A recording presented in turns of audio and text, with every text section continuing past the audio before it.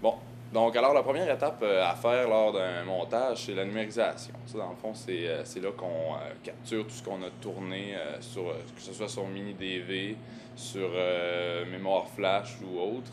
Alors on prend ça et on le met sur ordinateur afin de pouvoir faire les montages sur les différents logiciels qui existent. iMovie, Movie Maker ou des logiciels plus professionnels comme Final Cut Pro ou Adobe Premiere, par exemple. C'est de très bons logiciels semi-professionnels. Les conseils que je vous donne pour la numérisation, c'est de toujours bien faire un bon visionnement pour s'assurer de ne pas surcharger l'ordinateur pour rien, de tous les plans qui servent absolument à rien. Un autre conseil, c'est de prendre les bonnes configurations, c'est-à-dire prendre les mêmes configurations que la caméra lors de l'enregistrement euh, pour, euh, pour avoir, mettons que vous avez tourné en 16:9, c'est très important de mettre les configurations 16:9 lors de la capture parce que vos images vont être distorsionnées. Ou simplement 24, si vous tournez en 24 images secondes, c'est très important aussi de mettre 24 images secondes lors de la numérisation. Alors quand ça c'est fait, après ça on passe au pré-montage, la deuxième étape. Le pré-montage, dans le fond, c'est là qu'on fait c'est le montage rough, c'est-à-dire on place les éléments, chaque plan, sur la timeline. Là, c'est là qu'on décide, dans le fond, la durée de nos plans, la durée du court-métrage en général. C'est là aussi qu'on peut décider d'intervertir les scènes. Dans le fond, on peut mettre le scénario de côté à cette étape-là pour faire des essais. Moi, je fais souvent ça. C'est le fun d'avoir un bon scénario, mais aussi de l'oublier pendant le pré-montage, peut-être pour voir ce que ça peut donner de virer des scènes à l'envers ou changer des plans. Ensuite de ça, quand une fois ça c'est vraiment bloqué là, d'habitude on passe à la troisième étape qui est le compositing. Le compositing, dans le fond, c'est l'assemblage des différents éléments que vous avez tournés, soit sur fond vert. La fumée, par exemple, c'est filmé sur fond noir. Puis de l'assembler pour faire des effets spéciaux. Le conseil que je pourrais vous donner, ça serait de prendre vraiment votre temps pour faire le compositing parce que c'est la partie qui risque de moins bien passer dans un court-métrage si elle est mal faite. Combustion qui existe, qui fonctionne très bien, c'est disponible sur Mac ou sur PC. Ensuite de ça, il y a After Effects d'Adobe qui font un très bon logiciel de compositing. C'est sûr que si vous voulez compétitionner avec les grands de ce monde, vous pouvez vous acheter un Smoke. C'est disponible à partir de 200 000 $, je crois. C'est ce que les gros producteurs d'Hollywood, par exemple. La différence entre smoke et combustion, c'est, par exemple, je pourrais dire, c'est la différence entre une Jaguar et une Lada. C'est-à-dire, elle roule, mais ça va pas à la même vitesse. Tu comprends? Dans le fond, je vais simplement te donner un exemple. Les deux sont faits par Autodesk, par c'est la même logique. Certains plugins se nomment de la même façon, mais c'est simplement que tu n'obtiendras pas les mêmes résultats. Tu peux pas faire de la pellicule avec combustion, tandis que sur Smoke, tu peux faire du montage pellicule. Une fois que votre compositing est fait, après que vous ayez passé de nombreuses heures à... C'est dur, le compositing. Ensuite, on passe à la quatrième étape, qui est la correction couleur, qui est dans le fond, ça c'est...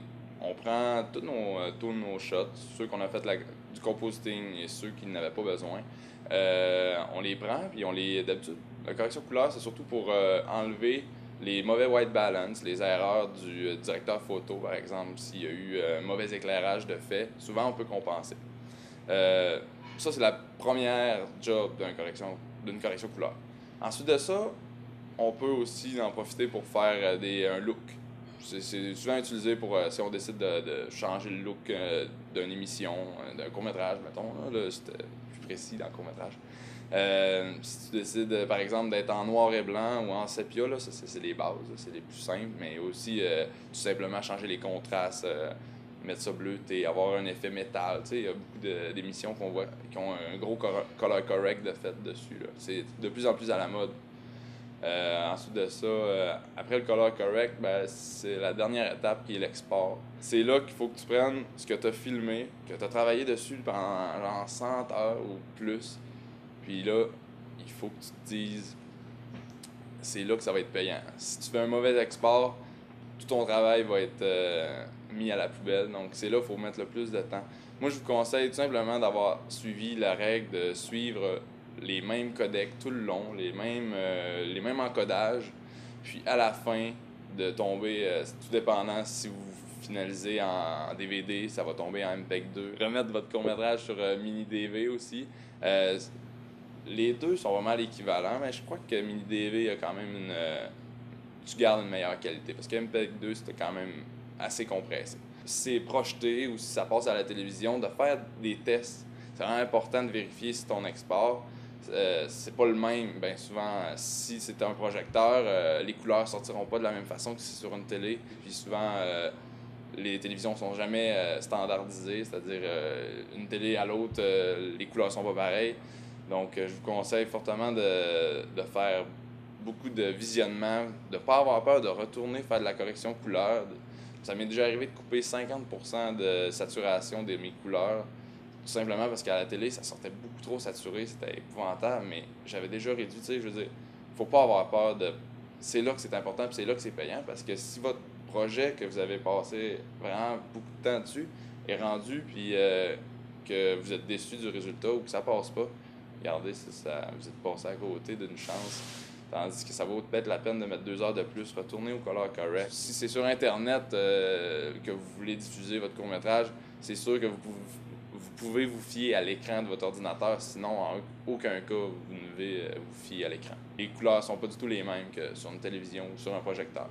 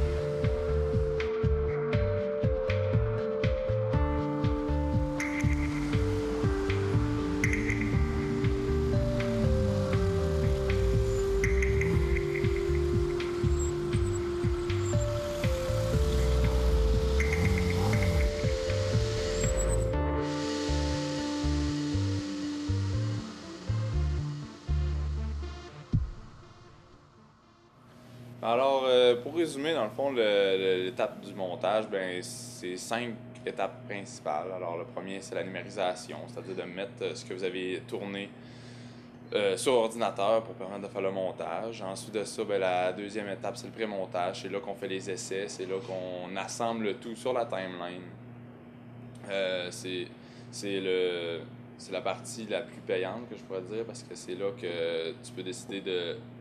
C'est là que tu as de la créativité là, sur, mettons, par rapport au scénario, là, c'est là que tu peux reconstruire un peu le scénario. Ensuite de ça, tu as le compositing, là, le montage, l'assemblage des effets qui ont été tournés si nécessaire. Mettons, par exemple, le feu ou des canons, la fumée. Quatrième étape, c'est le color correct, d'égaliser les tons des couleurs à la base. C'est la première mission d'un correction couleur. Après ça, de pouvoir donner un look, ça peut toujours être intéressant, de donner un look au court-métrage, un style, si vous décidez d'être en sépia, si vous décidez d'avoir des couleurs plus saturées, moins saturées. Ensuite de ça, c'est l'export, l'exportation sur soit mini-DV directement ou soit sur DVD. Le conseil que je vous donne toujours, vérifiez sur quoi ça va se terminer, c'est-à-dire si vous le projetez ou si c'est passé à la télévision ou si c'est sur Internet. D'aller le voir, de le vérifier, puis si les couleurs sont pas bonnes, de pas vous gêner d'aller faire des rechangements de couleurs pour égaliser le tout, de vérifier parce que l'export c'est là que c'est payant, c'est là qu'on vérifie que notre travail est récompensé s'il a été bien fait. Ça vaut la peine de pas gâcher les 100-200 heures que vous avez passées avant. Ça vaut la peine de travailler fort sur l'export.